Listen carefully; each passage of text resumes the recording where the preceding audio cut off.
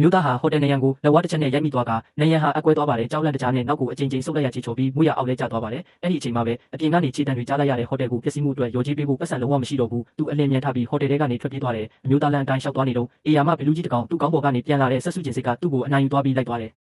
အဲ့ဒီအချိန်မှာလူတစုကဘလူးကြီးကိုနှိမ်နှင်းဖို့ကြိုးစားနေကြတယ်အမျိုးသမီးတယောက်ပေါ်လာပြီးဝေးဝေးနေဖို့ပြောတယ်ဒါပေမဲ့အမျိုးသားကသူ့စပိန်ကိုရှာနေတာလို့ပြောတယ်အမျိုးသမီးကသူ့ကိုအယူလို့ထင်ပြီးထွက်သွားဖို့လှည့်သွားတယ်ဒါပေမဲ့အမျိုးသားကသူ့မောက်ကိုဆွဲပြီးရှင်းပြဖို့ကြိုးစားတဲ့အခါအမျိုးသမီးကလက်တစ်ဖက်နဲ့9မီတာလောက်တွန်းလိုက်တယ်အမျိုးသမီးကသူ့ရဲ့အစွမ်းကတာမန်မဟုတ်ဘူးဆိုတာသဘောပေါက်သွားတယ်သူမကစမ်းသပ်ကရိယာတစ်ခုကိုအမြန်ထုတ်ပြီးအမျိုးသားကိုလိမ့်နေခဲ့တယ်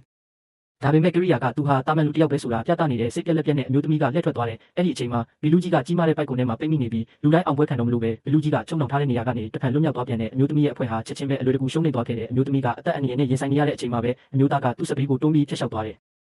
ဘီလူးကြီးကသူ့ရဲ့လိလူရှုမှုကြောင့်စော်ကားခံရတယ်လို့ခံစားရတယ်ဘီလူးကြီးကအမျိုးသားကိုတိုက်ရိုက်တိုက်ခိုက်လိုက်တယ်ကြောက်လန့်ပြီးအမျိုးသားကတိုက်ခိုက်မှုကိုရှောင်ဖို့ကြိုးစားတယ်နောက်ဆုံးတော့သူတတိပြန်ရလာတဲ့အခါသူ့စပင်ကပြင်းထန်စွာပျက်စီးသွားပြီးသားဒေါသတွေအပြည့်နဲ့အမျိုးသားကဘလူးကိုပြင်းပြင်းထန်ထန်ကန်ထုတ်လိုက်ပြီးစထရာတိုစပီယာရဲ့ကိုလွင့်စင်သွားစေတယ်အမျိုးသမီးကသူမမြင်လိုက်ရတဲ့အရာကြောင့်လောကအံ့အားသင့်သွားတဲ့သူမကအမျိုးသားကိုသူမရဲ့နေရာကိုအမြန်ခေါ်သွားတယ်သူမကကရိယာကိုလည်းထုတ်ပြီးအမျိုးသားရဲ့ခွန်အားကိုပြန်တိုင်းတာဖို့ပြင်ဆင်လိုက်တယ်သူမကကရိယာကအယောင်တွေပိုပြလေအဲ့ဒီလူရဲ့စွမ်းအားပိုပြင်းနေလို့အမျိုးသားကိုပြောလိုက်တယ်ဒါပေမဲ့အနီးနားမှာရက်နေတဲ့ချမ်းသာတဲ့လူငယ်တယောက်ကသူ့ကိုအလွန်အမင်းအထင်သေးသွားတယ်သူကအမျိုးသားကိုလောကရှုံးနေသူလို့ပြောပြီးလှောင်ပြောင်လိုက်တယ်သူ့ရဲ့ကိုယ်ပိုင်စွမ်းရည်တွေကိုပြသဖို့ချမ်းသာတဲ့လူငယ်ကကရိယာပေါ်လက်တင်လိုက်တယ်အစိမ်းရောင်မီကလေထဲမှာစုဝေးလာပြီးဒန္တာရီလာသားရဲတကောင်ဖြစ်ပေါ်လာတယ်